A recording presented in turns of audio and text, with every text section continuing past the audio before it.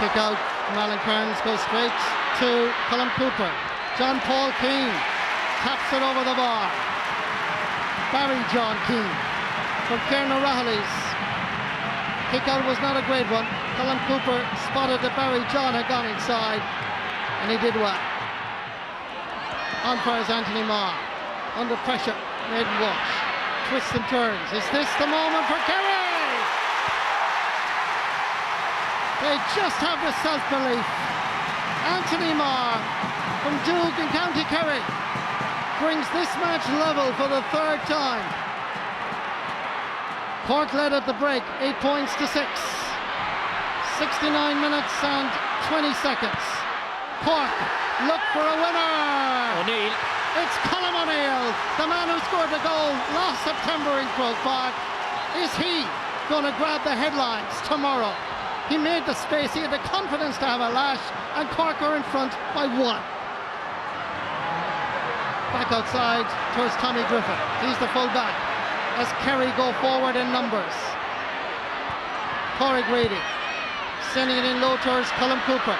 Coming in to challenge Paddy Kassan. And the referee has blown his whistle and he's given a free to Kerry. Wouldn't backs be aware that they just can't under any circumstances give a free away here? Is that a free?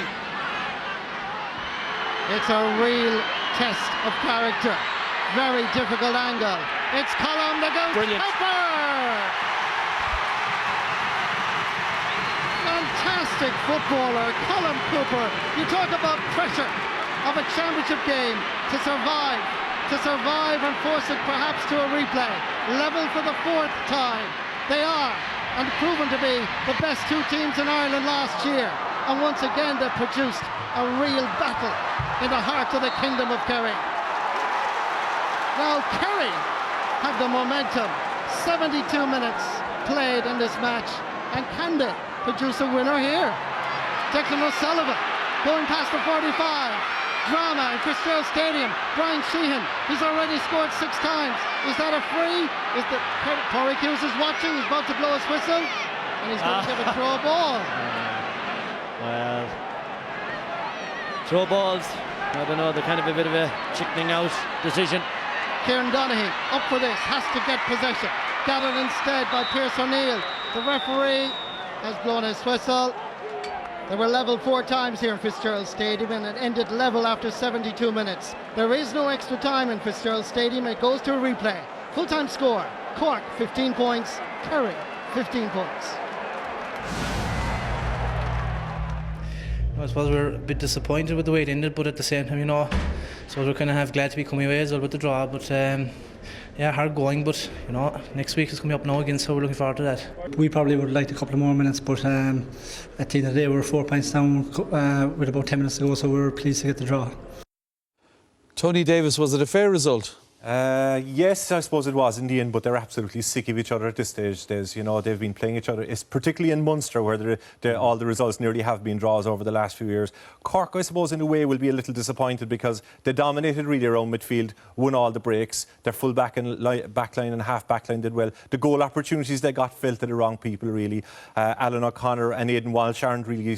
They're not noted for their subtlety. They're 6'5" each, big, strong men. But I suppose look at Kerry, right? They never gave up. Brian Sheehan's kicking was immense. Their goalkeeper stopped well, and the O'Sheas were their usual self. So the last quarter, huge difference when Paul Galvin came in. Whatever it is about the player, he changed the whole atmosphere of the place. It was 4 points in it at that stage. Won everything. Kerry scored the next 5 points, and Cork only scored 1 point in that last period. So we're back again, another draw. They're absolutely sick of each other at this stage, Des. And it wasn't a free.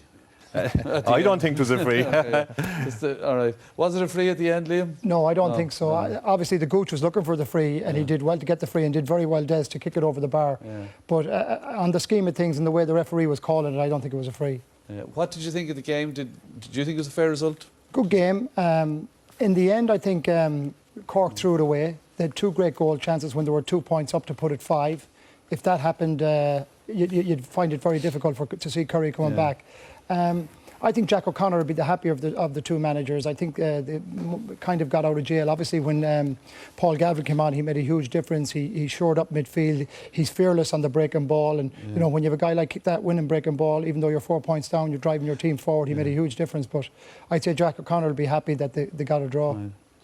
Colm, interesting, Liam refers to that, the influence of Galvin, because winning ball around the middle was key today. Oh, there's no doubt about that. Until Galvin came on, Cork were very dominant around that middle third of the pitch. And it's no wonder, because they've huge men there. And of course, Kerry, with the loss of Darragh O'Shea, you know, they weren't competing very well. They took off Michael Kirk and they took off Seamus Scanlon, or did they take off Seamus Scanlon? But he wasn't as... And we can see from a lot of the ball, even when it broke, Cork got in big numbers in there, and their sheer physical presence makes it life very difficult for everybody. There's almost no chance of Kerry catching their own kickouts.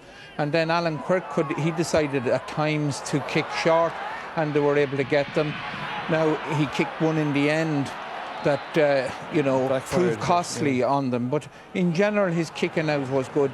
And here in the start of second half, Anthony Marr, who come on, gets the ball, coughs it up easily. Paddy Kelly gets it in, a nice hand pass into Alan O'Connor and a point. So even when Kerry got the ball in the middle of the field, they had great difficulty moving it into a position. And oftentimes you'd wonder why Kerry, when they had the ball in the middle of the field, just didn't hoof it. Because a lot of the time, especially in the first half, they spent a lot of time over and back across the pitch and making no progress. There were lots of interesting battles, one-to-one battles, and you've chosen to look at Mark O'Shea against Paul Kerrigan. Yeah, well, it's the young versus the old, I suppose, and Mark O'Shea has probably been the best cornerback in Ireland for as long as he's been playing there. And Paul Kerrigan, the new kid on the block for Cork, with massive pace altogether. And there was a lot of times he had Mark O'Shea in trouble, but Mark O'Shea, because he's such a good cornerback, always seemed to be able to get back and get in a tackle here. Kerrigan looked in for a goal, and again, a brilliant block down. Any young player watching the game should be able to see that there's a skill in blocking, and it's just as much a skill as anything else. But Kerrigan did well also, and it was a day when sort of honours were more or less even. You know, Kerrigan kicked a couple of great points as well, so it was a great individual battle. I found it strange that Cork isolated Kerrigan inside, as if they were saying, making a statement that Paul Kerrigan was going to beat Mark O'Shea. And they left the two of them inside, and they fought it out man to man for the whole game, and it was a great battle between them.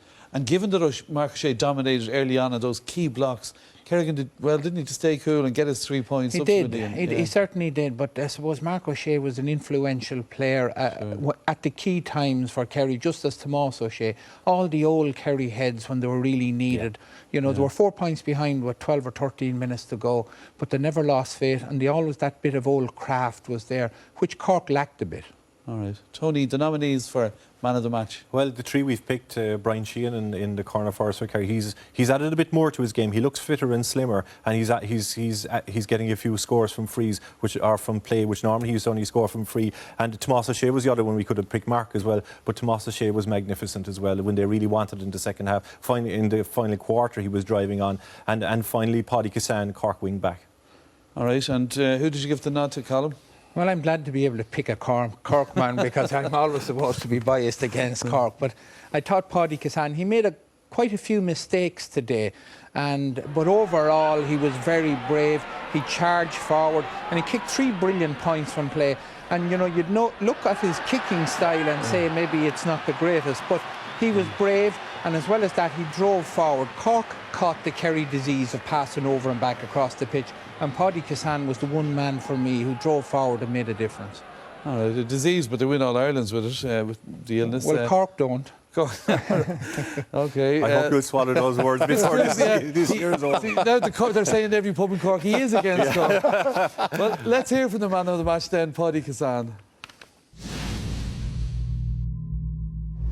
Shay Fahy of Super Value is presenting our man of the match, Paddy, with his award.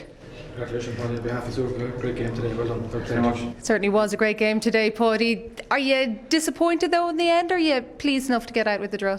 I suppose we're disappointed. Like, at the end of the day, we came here to win. Like, and all right, we didn't get it. Like, but